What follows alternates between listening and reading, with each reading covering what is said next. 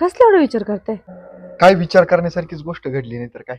काय झालं? अगं त्या 3 वर्षाच्या चिमुकलीवरती, त्या मालेगावची घटना, त्या 3 वर्षाच्या चिमुकलीवरती बलात्कार केला त्या नराधमाने. अगं एवढीशी पोरगी ती आणि तिच्यावरती बलात्कार केला. अहो, ह्या नराधा म्हणलाय ना, भर चौकात जाळलं पाहिजे, तेव्हा त्यांना कळल. बरं चौकात जाळलं नाही, यांचा राज चौरंगा केला पाहिजे. हात पाय जेव्हा काढतील ना, जेव्हा महाराजांचं नीती अवलंबून ना, तेव्हा ह्या गोष्टी बंद होतील.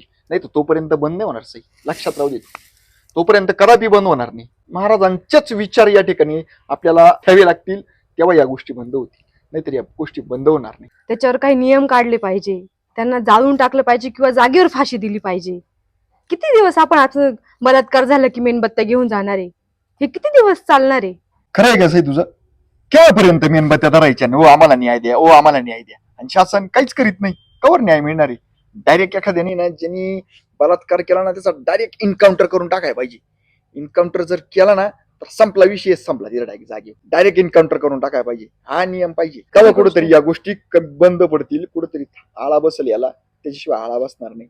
अहो एवढीशी चिमुकली पोरती 3 वर्षाची, या 3 वर्षाच्या पुरीला या नराधमाने सोडलं नाही.